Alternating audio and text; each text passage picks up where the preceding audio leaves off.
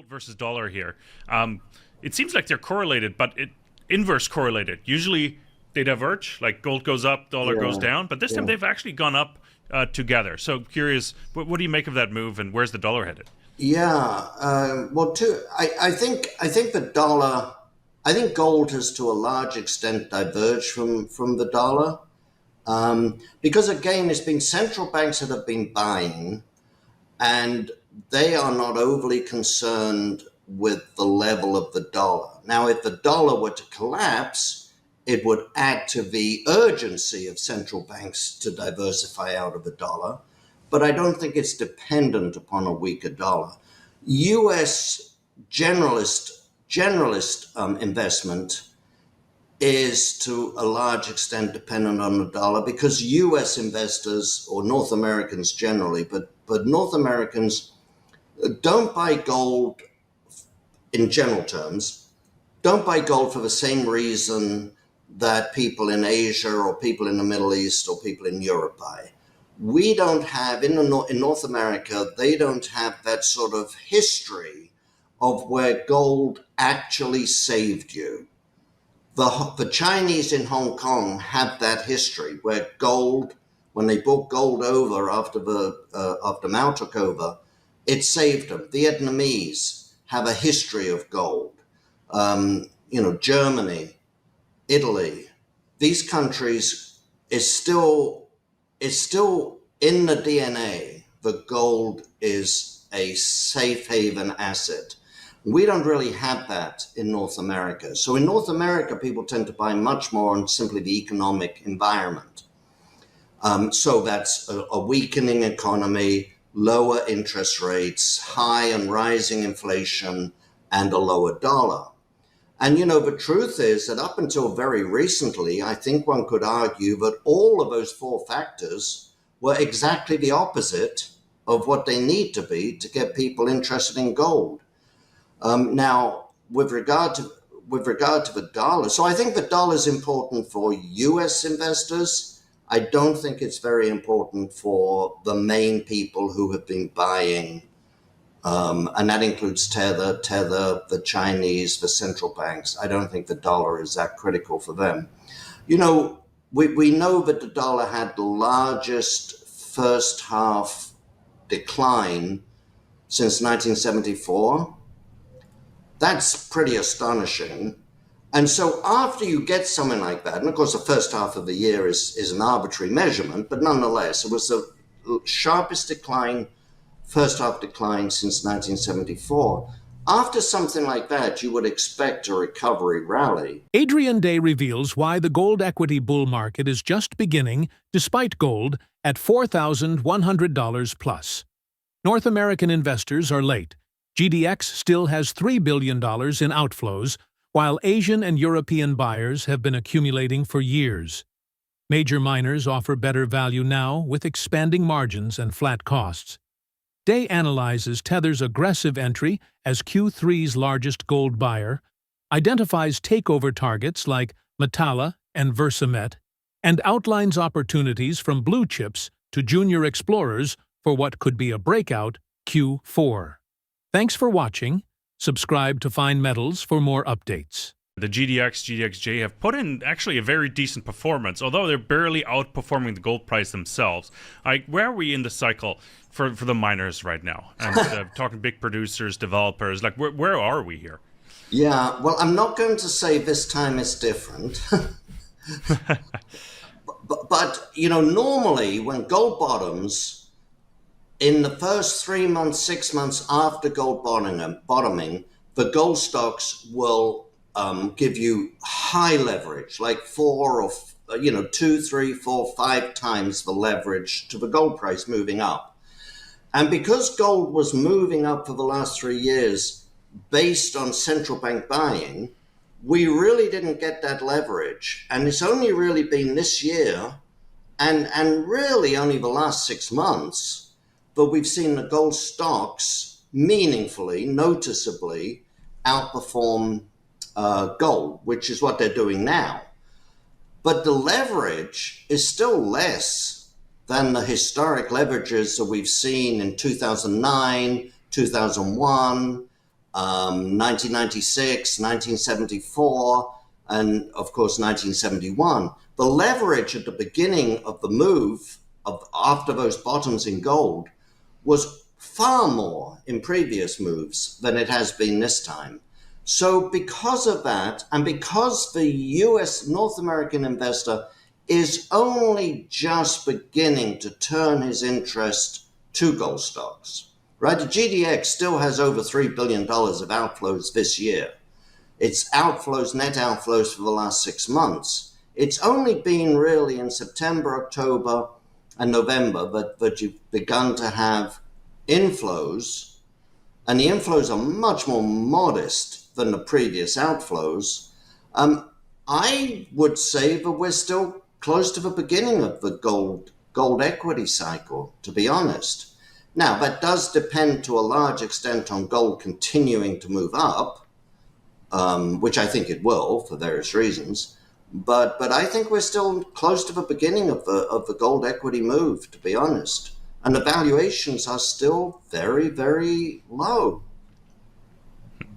Very attractive, because a lot of the analysts, for example, are still using long-term prices around 3,000 or less Or as less. well. So those, Yeah. right? I think Raymond James uses 2,900 last I checked. So there's still that discrepancy if you look at valuations, because they do their their net asset value calculations at much lower gold prices. So there's still that discrepancy, correct?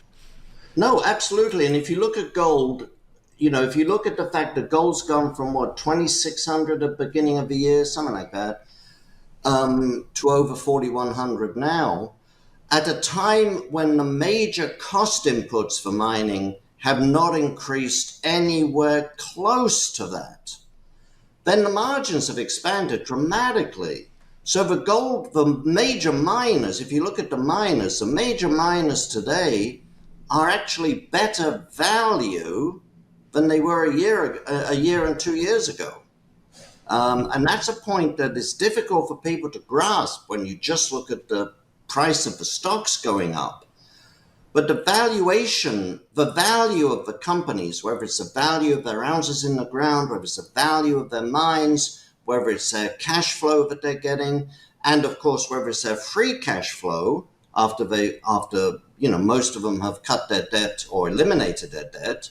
The XAU and the GDX are actually net cash positive, which is astonishing for a capital intensive industry.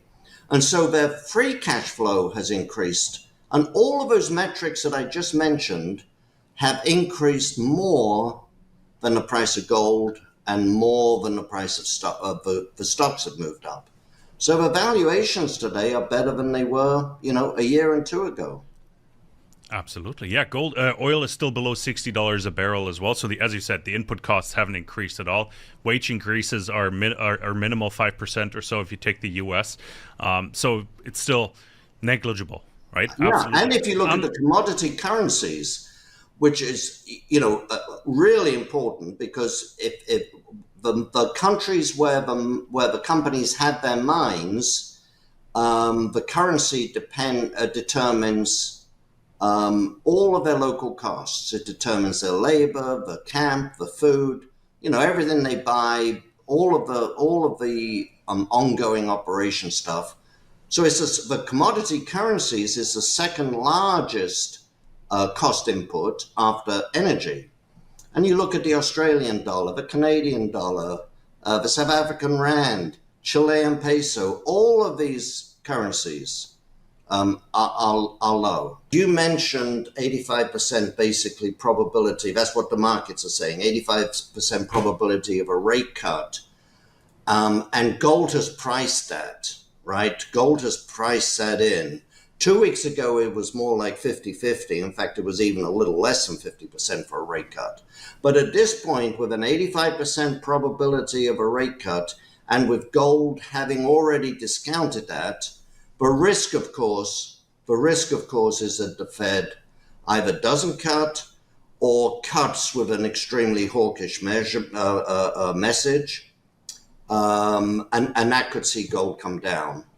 So, as you know, in this business, we're not really in the business of making predictions as to what's going to happen.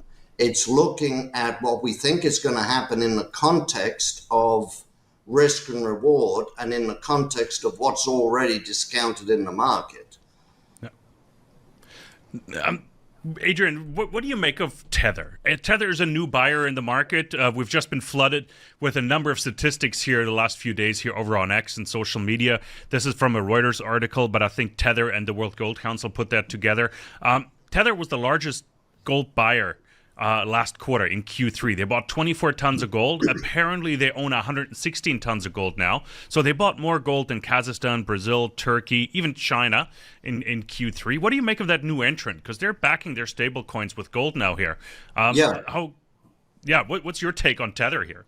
Yeah, I should have mentioned Tether, of course. No, very, very significant, because this is not just a new entrant, but a really significant entrance, as your chart shows and as you just said.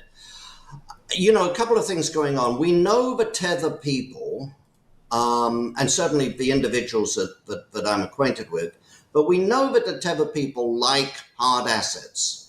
It's not just gold that they're buying, physical gold to back their gold stable coin, but it's also gold royalty companies. They've made inroads, they've made acquisitions of gold royalty companies. We can talk about that later if you want.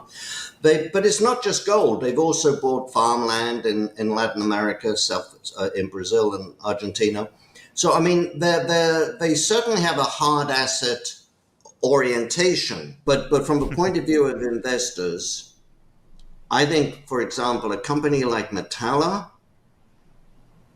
is a very, very good company anyway, and is very undervalued. People will say, "Well, did you look at the cash flow? Everything I see says it's one of the more expensive ones." Well, it's one of the more expensive ones on a cash flow multiple, but on an NAV, it's one of the cheapest, and they've got long duration assets. So their NAV is even understated in my view. So on an asset basis, it's very, very undervalued in my view. To me, the possibility of Tether buying more and wanting to acquire it is icing on the cake. It's certainly not why I'm buying that company. And then you have to look at, does Metalla want to sell to Tether? I don't think they do. There's obviously a price at which shareholders would sell, but I don't think they want to. Groy, Gold Royalty, on the other hand, and there's one or two others, I think would be happy to sell at with the right terms, of course, but would be happy to sell to Tether. And maybe those are the ones to focus on purely as a speculation on a Tether takeover. So Gold Royalty would be the obvious case. Tether's got 8.5% of I think it's 8.5% of Gold Royalty. Gold Royalty's got, and again, nothing's happened since that announcement, right? So they haven't increased it or decreased it meaningfully since then. But, Gold Royalty's got some good assets that are coming on in the next couple of years. And then, of course, they've just bought a stake in Versamet. I must admit that since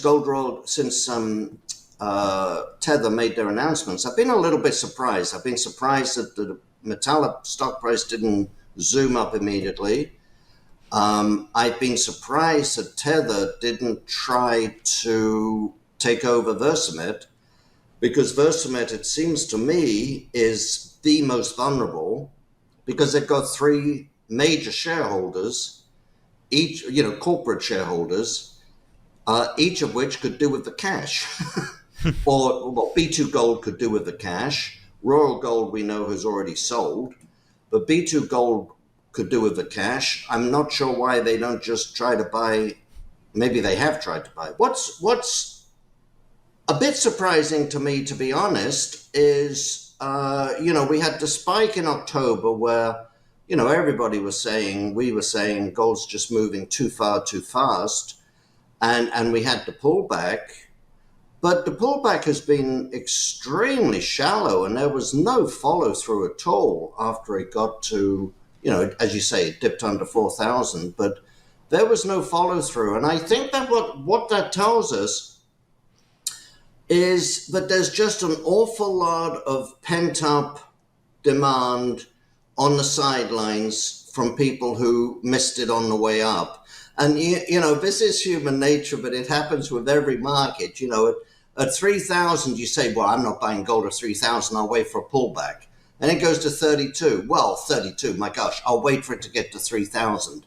And then suddenly you're at 44,000, having just dipped from 44, and you jump in, right? Because it's pulled back. But I think there's just a lot of demand on the sidelines. And of course, the central banks are continuing to buy. It's less than it was a year ago, but it's still, in the context of the last 5 years, it's still very strong demand. And importantly, it's diversified demand. It's not just one central bank. It's not just China, as you know, but it's very diversified central bank demand. And that's continuing in ebbs and flows, but it's continuing. So, yeah, I mean, I feel the big question for me, Kai, is not so much how low gold is going to go. I think, and, I hate to jinx it, but I think we've probably seen the low of the correction. I thought it would go lower. But at this point, I would say we've probably seen the low. The big question is just how far, how long does it take? Yeah. And I'm sorry, if I may say just one thing before you and I'm sorry to go on for so long. Because these pullbacks often last a lot longer than people think they will. Well, if I'm right that we're still at the beginning of the cycle for gold miners, because the North Americans have only just started to get interested in gold, and let's not forget, the Central Bank of Kazakhstan doesn't buy Newmont Mining for their reserves, right? So if I'm right in that, and we're right in the fact that the valuations are low, I definitely think that an investor new to this sector who does not own the big cap stock should definitely start there and start with the best of the best, like Agnico and Franco and Wheaton. So that's number one. But beyond that, there's a lot of value in the intermediate producers, particularly if they're multi-mine producers, single mine producers who might get acquired, but also the juniors and the exploration companies, which, they've moved in the last 6 months, but if you look at them on a 10-year basis, they're still very, very undervalued. And most of them, to a large extent, are well cashed out, because they've taken advantage of the move. So I would buy across the entire spectrum. I certainly wouldn't forget the big cap miners. No, absolutely. It makes a lot of sense. Because they're still, the Q4 gold price, average gold price is over $4,000, I believe, right now. And the last one, I think Newmont reported $35.39 per ounce. Revenue per ounce sold was $35.39. So that's an extra $500 just within 1 quarter. And that is, I don't think that's fully priced in at all. So, the fourth quarter should be very, very strong, not only because of the gold price, but the costs haven't moved up. But also an awful lot of the big companies have said all year that they're back half weighted and the final quarter will be their best quarter. They've said that all year. And so I think the fourth quarter should be very, very strong when we get those results.